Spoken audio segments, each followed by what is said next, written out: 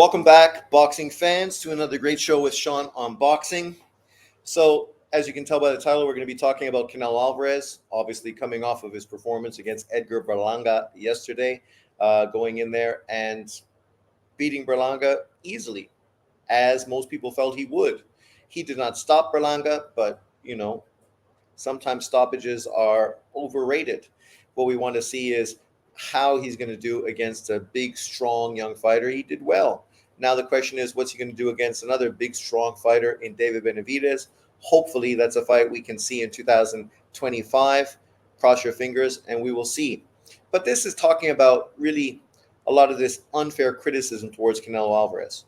And today I'm going to look at him versus the other great fighters in boxing today and see which of them have been doing what Canelo has been doing since 2020, right?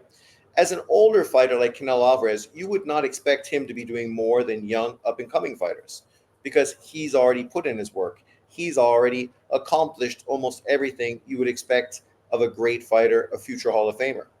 The young up-and-comers, on the other hand, these are guys with less accolades, right, who need to do more. They need to build up their fan bases. They need to put themselves in that second level of financial freedom, right? Which, as a top name in boxing, is what ultimately you want. Thank you for people that are bringing money to the sport of boxing and allowing these fighters to get paid the way they should. But for a guy like Canelo, he's already a Fortune 500 guy worth $500 million. This guy doesn't need the box anymore. The amount of investments outside of the sport of boxing that he has are going to tide him over forever and potentially allow him to build up his assets even higher. But because of his love for the sport of boxing, the sport that brought him to where he was now, the sport that made him a god, a celebrity in Mexico, he's still driven to do more in the sport. Well, he can. And I respect that because as a sports person, you realize that your time to excel in a sport is limited, right? Some of us even less so, right? Even more limited than others. One reason LeBron James gets tons of credit is because of the longevity he's had in his sport. But he is the abnormality. He is not the norm. If you're an NFL fan, you know this firsthand, that most NFL players are lucky if they last 10 years in the sport, right? So for what Canelo Alvarez has done, he's walked that tightrope, he's reached those goals, and at this time, he's just adding extra insurance to his great accolades. But let's look at all the other fighters in the sport of boxing who haven't reached the pinnacles that Canelo Alvarez has had. And let's see what work they're doing to try to reach or overpass Canelo Alvarez. Stay tuned. We'll get back to that after this commercial.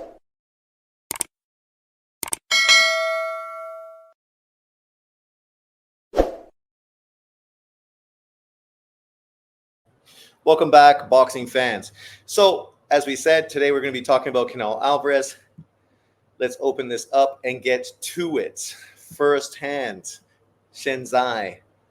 So, obviously, I haven't looked at all the numbers beforehand. I just kind of glazed over them just to give me a perspective of what other top fighters in the sport of boxing are doing since the year 2020.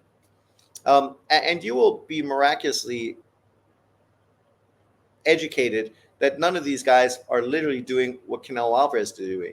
And some of the people you would feel less likely to have done it are the ones that more likely are doing it. But we'll get to it. You can look at the numbers. Feel free to leave it in the comment section below. Are there any fighters that should have been added to this list? Let me know. So let's first look at this BoxRec pound for pound list, just to give us an indication of some of the fighters we're going to be looking at today and what they've been doing over the last 4 years. Of course, BoxRec currently has Nui number 1, Alvarez 2, Tank Davis 3, Bud Crawford 4, Bivol 5, Better BF 6, Junta Nakatani 7, David Benavidez 8. Seems pretty high for him. Guy's not even currently a world champion, unlike every single other person listed on this list. Shakur Stevenson, Jaron Ennis, A little high for John Ennis too. He's never even beat a top 10, 147-pound fighter. But outside of that, you could see that most of the fighters in the BoxRec top 10 are there legitimately. There's one or two that probably should be elevated on this list. Then you have Devin Haney, William Cepeda, pretty fucking high for William Cepeda, not currently a world champion, never has been a world champion. Jesse Rodriguez probably should be higher. Alexander Usyk definitely should be higher. But once again, this brings up BoxRec's algorithm and how little sense it actually makes. Anthony Joshua at number 15. So Usyk, who beat Joshua 2 times, is only ranked 1 spot above the guy he beat twice. Vasily Lomachenko at number 16, who probably should be ranked higher than guys like John Ennis, David Benavidez, William Cepeda, Anthony Joshua, right? Potentially even over guys like Bam Rodriguez, Shakur Stevenson, Junta Nakatani, because he's done more. And he is a current champion today. But let's move forward. So obviously this video is about Canelo, so let's break this down with Canelo first to set the standards. So these are the fights that he's had since 2020.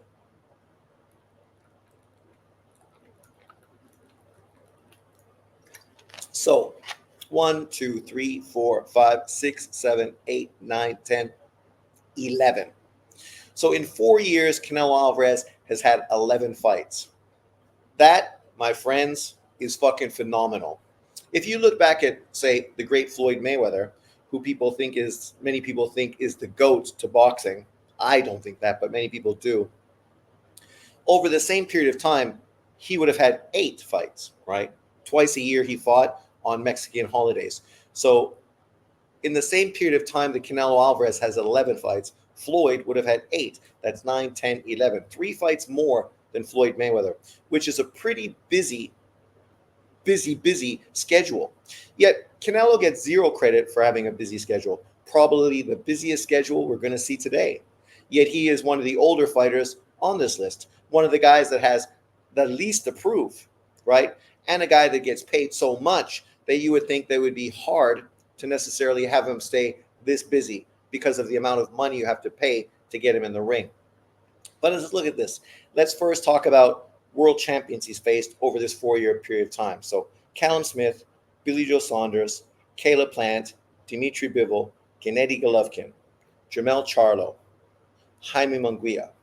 So out of 11 fights, 7 of the fighters he faced have been or were current world champions. 7, which means 8, 9, 10, 11. 4 guys weren't. Obviously Berlanga, John Ryder, and Yildirim. Am I missing somebody? 1, 2, 3, 4, 5, 6, 7, 8, 9. Oh, sorry, it's not 11, it's 10. My counting is bad, sorry. So 10 fights. So 2 more fights than Floyd's 8. Not discrediting Floyd, saying that Floyd pretty much set the standard that top-level fighters should be fighting at least twice a year, at least. Canelo obviously has fought more than that, showing you that he's really fighting at a high degree, considering his age and his accomplishments. And he's faced 7 world champions, 3 guys that weren't world champions. Yildirim, who was his number 1 mandatory, John Ryder, who was his number 1 mandatory, and Edgar Berlanga, who was his number 1 mandatory. So literally 7 world champions, 3 mandatory opponents. When you think about that in context, that's pretty impressive, right? But now let's talk about belts won during this period of time. So over this 4-year period of time, obviously he won a belt off of Callum Smith. He won a belt off of He won 2 belts off of the Callum Smith fight. He won 1 belt off of Billy Joe Saunders, 1 belt off of Plant. So over a 4-year period of time, he won 4 world titles, right? Defended those titles, obviously, once against Golovkin, once against John Ryder, once against Charlo, and once against Jaime Munguia. So making 4 title defenses of his undisputed title, which is also impressive because we'll notice some other fighters who've become undisputed that never defended their undisputed titles. Nevertheless, 4 times. Obviously, Berlanga would have been his 5th, but the IBF felt that William Skull should be put on this list because he is such a big name and such a fantastic fighter. But right now, Canelo has set the standard.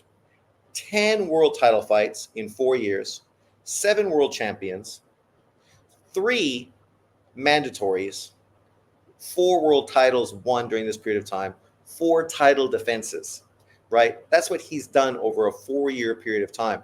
And this year is still not finished. Obviously, potentially, there was talk about him fighting in Japan in December, which would mean that he would have 11 fights in this 4-year period of time.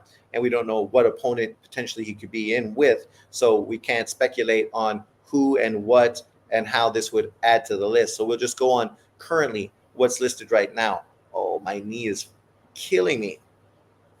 But let's move forward to some of the other top fighters in boxing to see if they've done what Canelo Alvarez has done. Canelo, mind you, is 34 years old, right? Obviously is already a guaranteed first ballot Hall of Famer, and potentially Mexico's best fighter ever. You can debate, you can disagree, but he's actually in that conversation. That's just a fact. Whether you agree with it or not, that's fine. That's your opinion. But I'm not lying and I'm not making shit up. So next we get to the monster Inoue. Obviously, we know Inouye's also been a very busy fighter. Obviously, in those lower weight divisions, it's far easier to be busy because you're not generating as much money, so it's not as difficult to make fights. You're not paying people as high of a salary. Obviously, Inouye's getting paid high, but most of his opponents not to the level of, say, guys that are fighting Canelo Alvarez. So he fought 1, 2, 3, 4, 5, 6, 7, 8, 9 times this year. And again, he's probably going to fight before the end of this year as well, making it 10 fights. So also very busy, more than twice a year, very high schedule. World champions he faced during this time: Jason Maloney, Donaire, Paul Butler, Stephen Fulton, Marlon Tapales, Luis Neri, TJ Dahoney. So 7 world champions he's faced during that period of time. Obviously, Des Moranis, I think he was a mandatory, and RN DePien was just a say busy fight. Obviously, 2021 was COVID. So we can understand that fighters maybe weren't that busy. But even with COVID, I knew he still had 2 fights that year, even if they weren't the highest level of opponents. And you'll find that they are the 2 outliers on his resume. Everybody outside of those 2 fighters were all world champions. And then those 2 fighters, obviously, Japan was closed off during that time, and it wasn't easy to get fighters to go to Japan to fight. And obviously, it wasn't easy for him to leave Japan at that time as well. Whereas we could see Canelo Alvarez during that same period of time, this wasn't quite an issue, right? He obviously fought Callum Smith, Yildirim, Billy Joe Saunders, Caleb Plant, all during that same period of time. 3 world champions to become undisputed during that period. And obviously, the States was a little more open than Japan was, especially later on in COVID. They opened far earlier than Japan. And obviously, a lot of these fighters, are more, obviously, the 2 UK guys are based in the UK, but Caleb Plant and Yildirim, I think both of them are basically guys that live in the States. So, but it just puts more accolade on what Canelo did during that period of time, because we know that COVID was a real issue and stopping fights from happening. So when we go look at some of these other fighters later on and they haven't had that many fights, you can understand why, right? Obviously, COVID did play into this. But yet, even during COVID, Canelo Alvarez fought 7 world champions, fought 10 times during that 4-year period of time. Inoue fought 9 times, fought 7 world champions. Obviously became undisputed.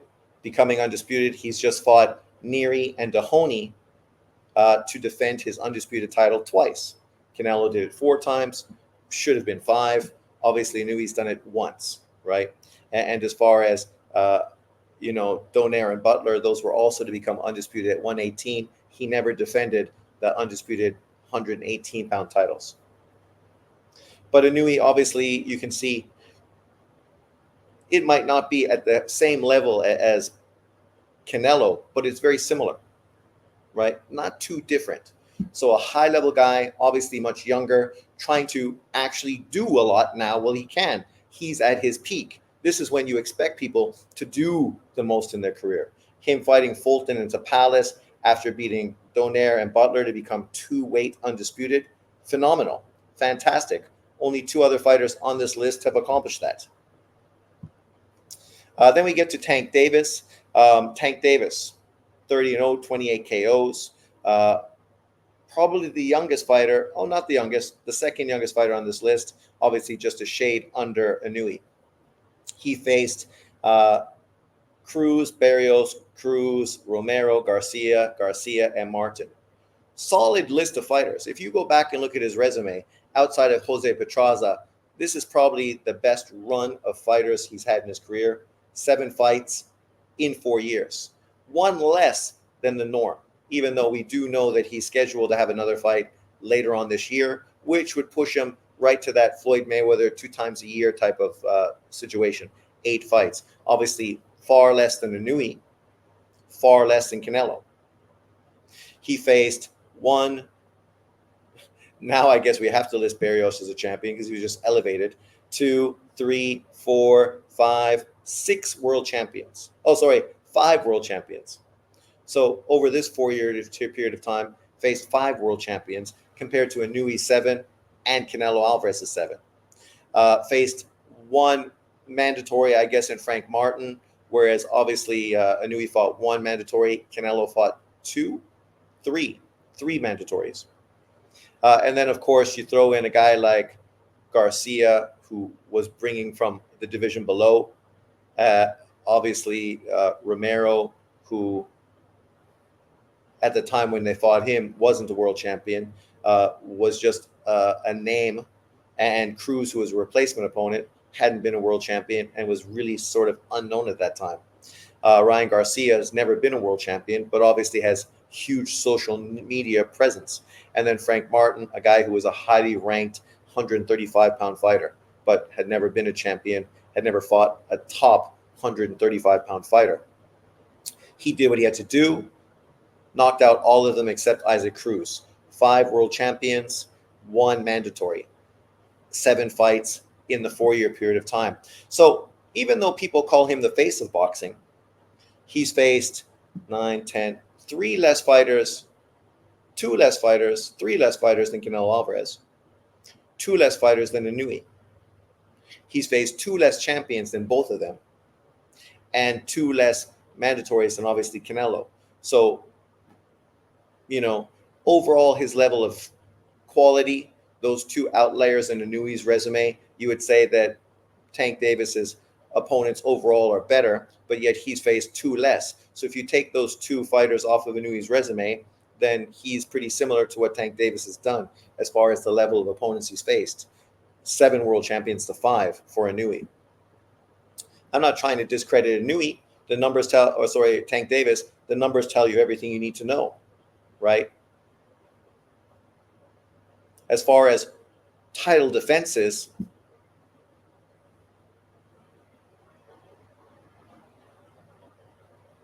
there's no title defenses. Tank Davis made 0 title defenses during this period of time, right? Because the Isaac Cruz fight, or Leo Cruz fight, he didn't defend that 130-pound title. Mario Barros was a regular title. Isaac Cruz was a regular title. Romero was a regular title. Garcia was a regular title. Garcia was a regular title. Frank Martin, he was just elevated, I think, prior to that fight, maybe, or afterwards. But needless to say, didn't make any successful title defenses, really, if you consider the situation. I ain't hating. I'm just saying, this guy is not really fighting and winning world titles. He's winning regular world titles. Barrios, Cruz, Romero, Garcia, and Martin. Those were all for regular title. I'm not sure when he was elevated by the WBA. Maybe Frank Martin was considered a legitimate fight under the WBA super champion. Let me know in the comment section below. But if that's the case, then he made 1 title defense against Frank Martin after being elevated by the WBA. Then we get to Bud Crawford, 1, 2, 3, 4, 5 fights, right? Compared to everybody else, far less active than everybody else that's going to be on this list. Obviously, coming off of fights against Cal Brook, Sean Porter, 2 world champions, Errol Spence, world champion, Madrimov world champion. So 4 world champions compared to 5 and 7 and 7. Obviously moved up to a second weight division, took 4 world titles over this period of time, similar to Canelo Alvarez, right? 4 world titles he won during this period of time. Tank Davis won 2 world titles during this period of time. He fought for Leo Santa Cruz title that he vacated and then come back to fight Santa Cruz after he was given that title, and then fought, I guess, for the elevated WBA title for Frank Martin. So 2, right? And obviously we know that Canelo fought 5, won 4 belts.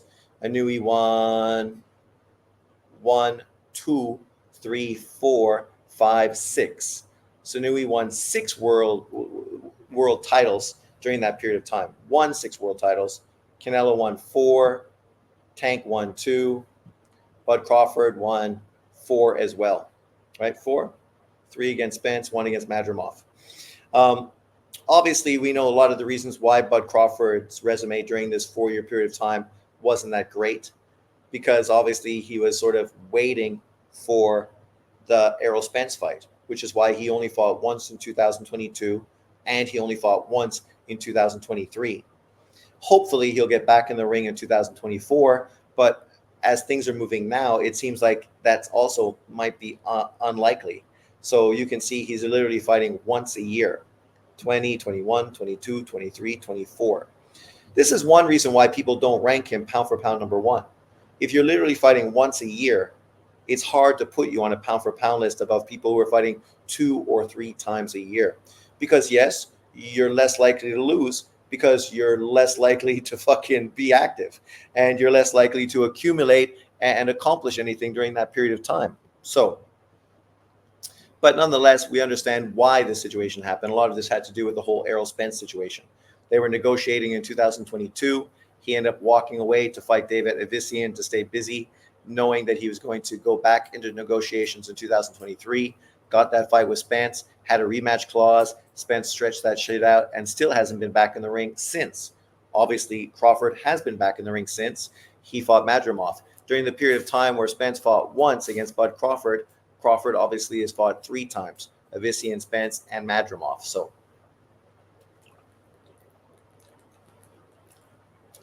you can see that Errol Spence and the PBC have a lot to do with Bud Crawford's inactivity.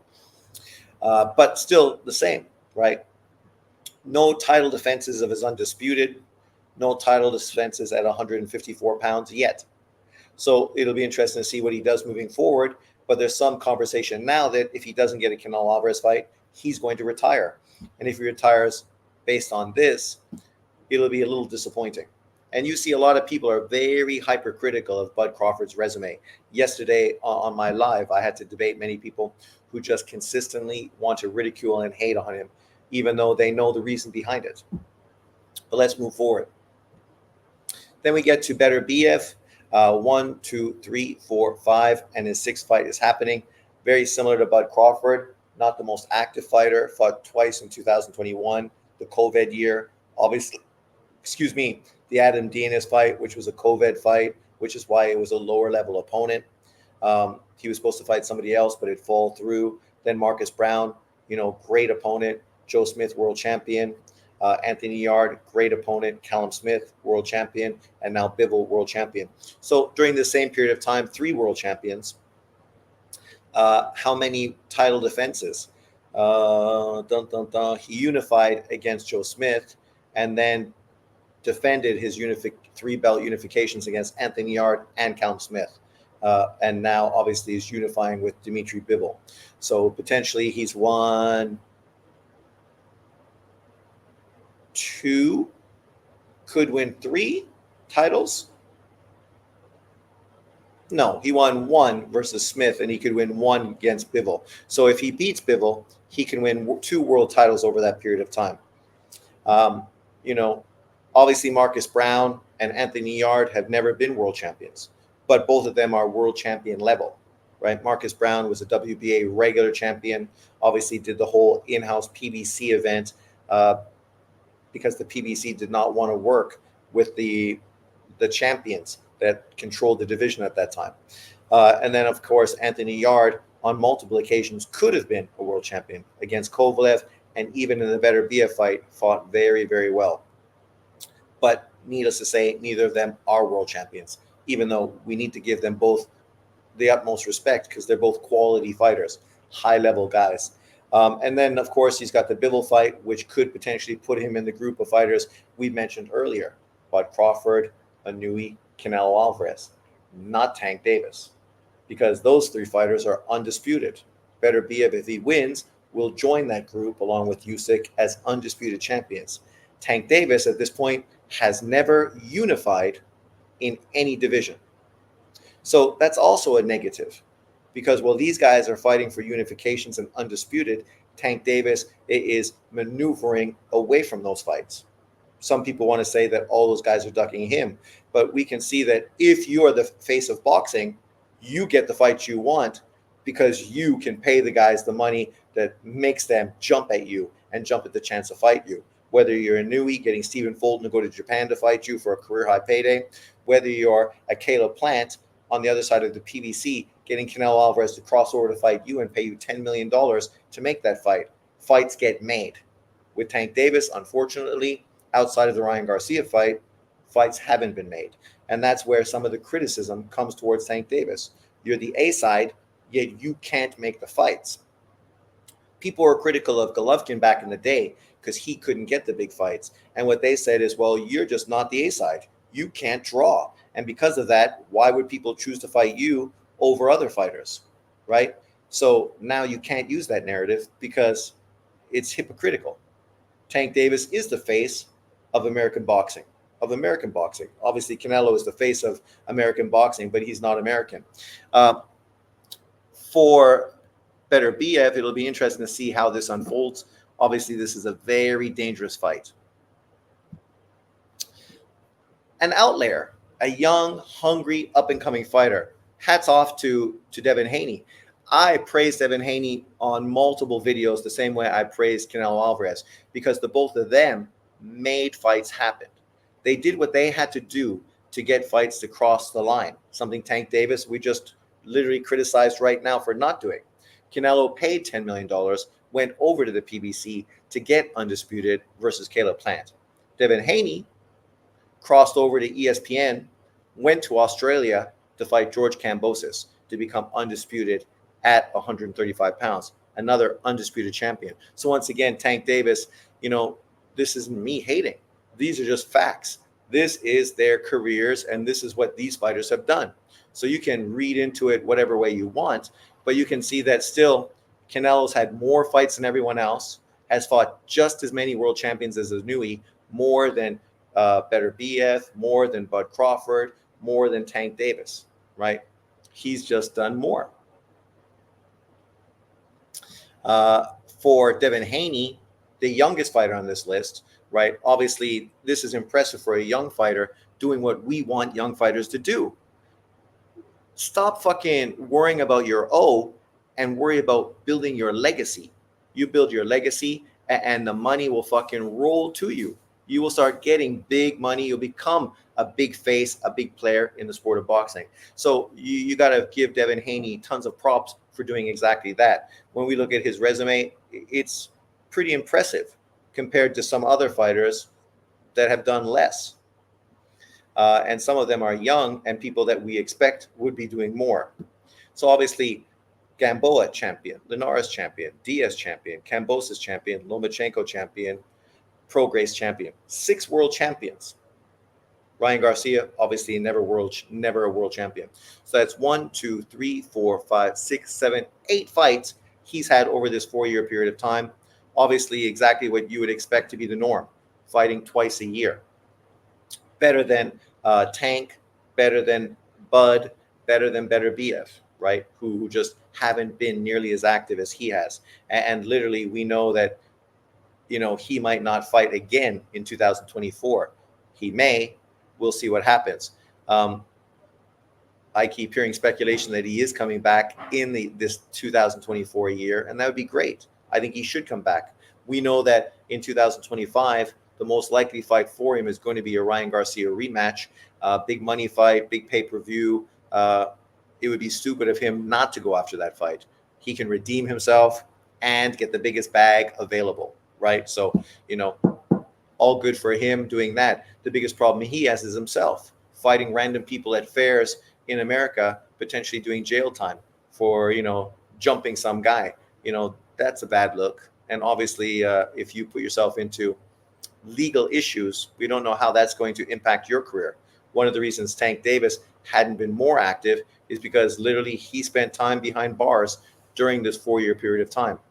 But we look at this and we think not bad. Obviously, he won a world title, 3 world titles versus Cambosis, was elevated a title before that. So he won 3, then won a title versus Prograis. So won 4 world titles over this period of time. Obviously, has done very well for himself.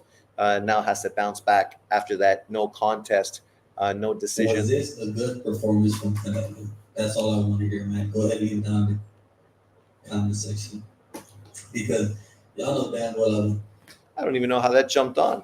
The TV just has a mind of its own. Ghosts in the TV. Ghost in the machine, eh, Lily?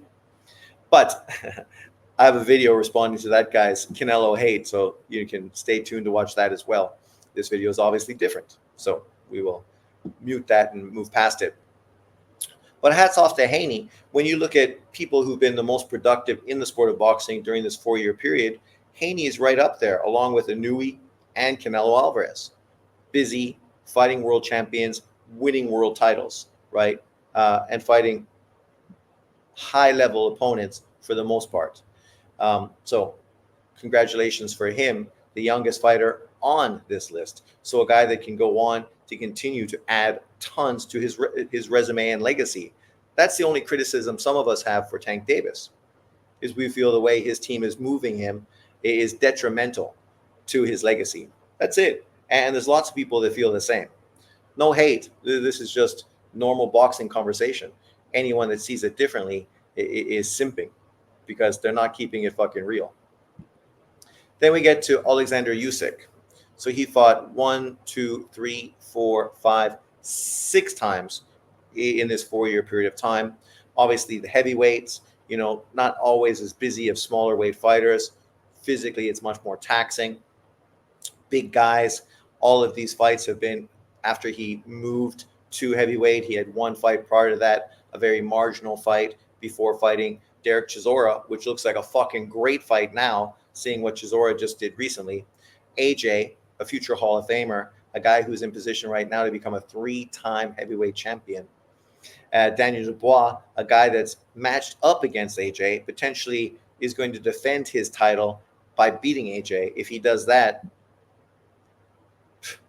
that shit is significant. If Daniel Dubois beats AJ, right now he's in the conversation, right, as the best heavyweight in boxing. But Usyk beat him, stopped him in 9. The only guy he stopped, right? And then, of course, his last fight, a split decision victory over Tyson Fury. Obviously, a very impressive performance. He's going to be rematching Tyson Fury in December. So even though he hasn't been as active, doesn't have the 8 fights, minimal, has been far less active than some other fighters. And a lot of that, we understand why that happened.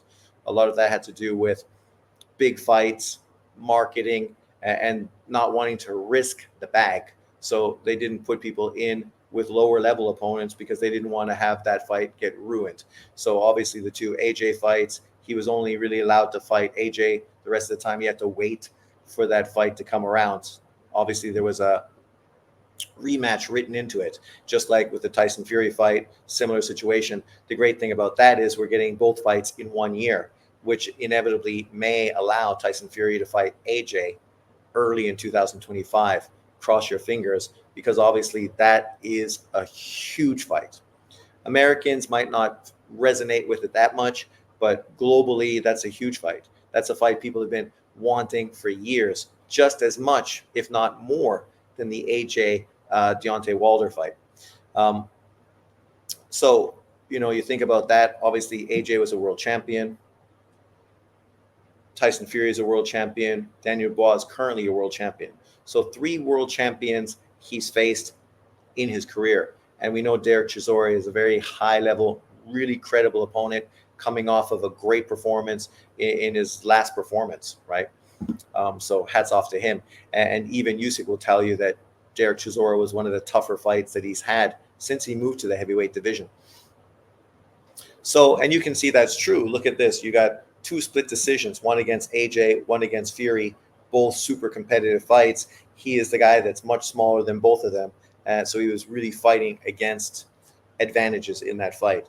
But obviously, 6 fights in 4 years, 2 fights shy of that Floyd Mayweather sort of 2 fights a year sort of situation. 3 world champions. Obviously, Dubois was a mandatory. Chisora was his really first legitimate fight at heavyweight. A guy that was going to test him to see if he was really prepared to move up from cruiserweight to the heavyweight division. So solid resume overall.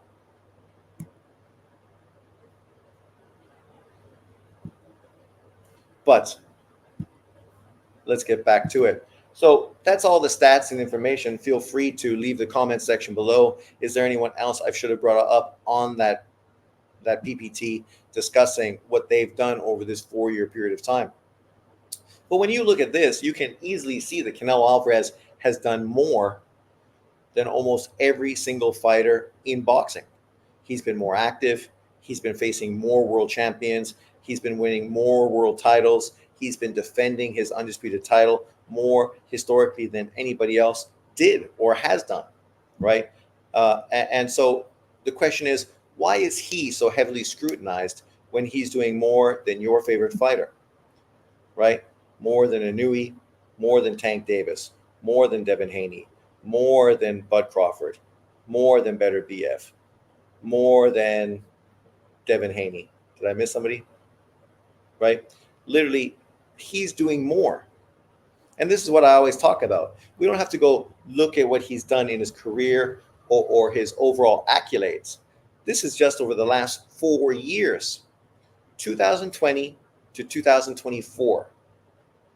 During this period of time, he's done more than your favorite fighter.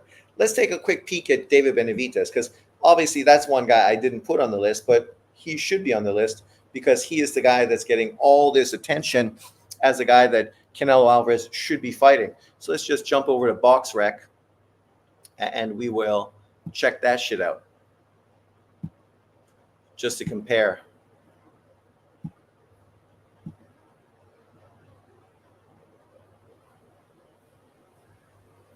So there we go. Let's get Floyd off that screen. So here we go. So he's had 1, 2, 3, 4, 5, 6, 7 fights over that 4-year period of time. Again, less active than the norm. He's been less active than Floyd Mayweather sort of set the schedule. And again, that may have a lot to do with COVID. As you can see, in 2020, he only fought once.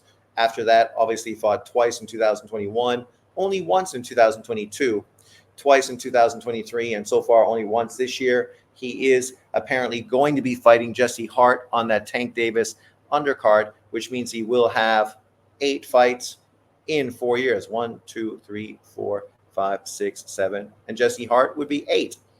World champions he's faced. 1, 2, 3, 4. 4 world champions he faced. Jesse Hart's never been a champion. Tyrone Davis, Ronald Ellis, and Romer Angulo, those 4 fighters, never world champions. Good opponents, but never world champions, right? So how many titles did he win during this period of time? Well, he didn't win any titles. He won a WBC interim title against David Lemieux back in 2022 and has defended that WBC interim title and was elevated to the WBC interim light heavyweight title, which shows you the kind of bullshit sanctioning bodies continuously push. Never do you ever see WBC interim titles consistently fucking pushed. Because he's part of the PBC, they always want to use a title to put some legitimacy to the fights. Now they can say, oh, he's fighting for the WBC title, but yet he's not fighting for the WBC title because Canelo Alvarez was the WBC champion. And at light heavyweight, Beterbiev is the WBC champion. So he's nothing. He is a WBA regular champion. There's no legitimate world titles in any of the 8 fights that he's having during this 4-year period. So 4-year period of time, literally no world titles. None. But 4 world champions. So this is the guy that Canelo is ducking. Yet when we compare what he's done compared to the top fighters in the sport of boxing, it's not even close. He hasn't done nearly as much as any of the fighters listed before, right? And that's true. He's not a pound-for-pound fighter except on BoxRec. I don't know how he's a pound-for-pound fighter on BoxRec, but he is. Most people don't see him as a pound-for-pound fighter. The fighters I compared Canelo to were pound-for-pound fighters, the best fighters in boxing today, and Canelo has done more than all of them. We compared David Benavidez to young fighters like Tank Davis and Devin Haney. In comparison to those 2 young fighters, he also hasn't done anything comparable to them, right? Devin Haney has done way more over the same 4-year period of time. Even Tank Davis has done way more and has a better resume. Outside of Andrade and Caleb Plant, what was the other really potential 50-50 fight on this card? Not Bostic, definitely not David Lemieux, a guy who was a 168-pound fighter. Never. He was a 160-pound fighter, right? That's why David Lemieux came in at 166, just over 166 for this fight. Kyron Davis, also a small fighter, moving up. Ronald Ellis as well, a smaller fighter moving up. Angulo. So this is mostly fights where David Benavidez was able to use his weight bully tactics against his opponent, right? That's just the truth. You can tell me I'm lying, but this is consistently legitimate. Isn't this the fight where, look, 171 basically he weighed compared to his opponents. I ain't hating on David. I'm just trying to point out the difference. It's ironic that Canelo Alvarez comes under such scrutiny because of this fighter. Yet, let's compare what this fighter's done to a fighter that he just faced recently in Jaime Munguia. Just to put things into context.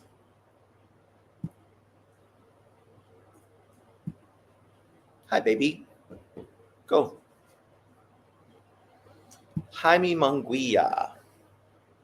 So also a young fighter as well, 27 years old, 43-1. Obviously, his only loss coming to Canelo Alvarez, scheduled to fight Eric Bazinian, undefeated fighter from Canada, next.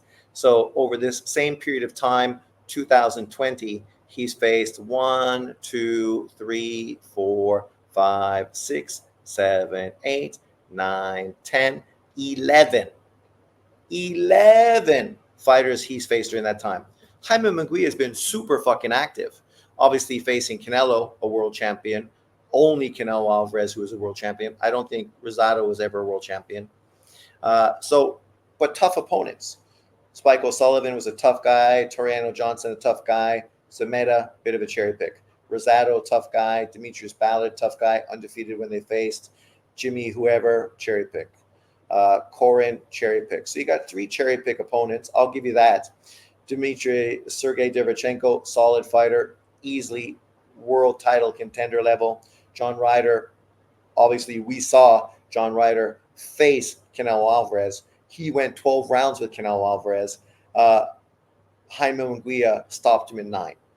It was a great fight to build up the Munguia-Canelo Alvarez fight because literally he went in there, fought a common opponent, and destroyed him. You look at Benavidez, who fought a common opponent in Caleb Plant, he didn't destroy him. Canelo won that fight more convincingly than David Benavidez did. Jaime Munguia won this fight with John Ryder more convincingly than Canelo Alvarez did. Then obviously went up, faced Canelo Alvarez, lost in very similar fashion to the way obviously Berlanga lost yesterday. And now he's going to be fighting tough, hard-punching Canadian Eric Bazinian, 32-0, 1 draw, 23 knockouts. The only problem really with this is he's coming off of a draw in his last fight for the NABF super middleweight title. He also has beaten a common opponent in Ronald Ellis, stopped Ronald Ellis in 6 rounds, right? Marcial Corsesis, obviously a guy that people have faced. Let's look at Ronald Ellis as an opponent because he's a common opponent with David Benavidez. So he got knocked out in 6 rounds by Bazinian, went 10 rounds with Christian Mbili, got stopped in 11 rounds by David Benavidez, beat Korbarov, beat Emmanuel Alim, beat DeAndre Ware. So it's interesting when you look at his performance against Benavidez and then you look at his performance against Bazinian, right? Bazinian, unknown by many people, went in there and knocked that guy out in 6 rounds, whereas David went 5 extra rounds getting him out of there. I'm just saying, no judgment, but like obviously we saw what Munguia did versus a common opponent with Canelo Alvarez. It was a great performance. Now we see who Munguia is fighting next, who was in with a common opponent to David Benavidez, right? And that common opponent was far more effective against Ronald Ellis than Benavidez was. So it just makes you ask yourself, why are these people so hyped and hyping up David Benavidez as if somehow he is this boogeyman at 168 pounds? Whereas when you really look at the truth of the facts, is he's no better than anybody else Canelo Alvarez has been fighting. Really, no better than any of them, right? But leave your comments below. Let me know what you think. Are there any other fighters we should look at and compare to what they've done over this period of time? Obviously, Canelo's been very impressive over this period of time. Very active, fighting 7 world champions, winning 4 world titles during this period of time, making 4 world title defenses. But yet some people will have you believe that somehow he's not trying to fight the best fighters out there. Yet all these other guys who are pound for pound fighters have literally done less over this 4-year period of time compared to Canelo Alvarez. Explain that to me. Fact over fiction. Thanks for watching. Leave your comments below. Remember to like, subscribe, and share.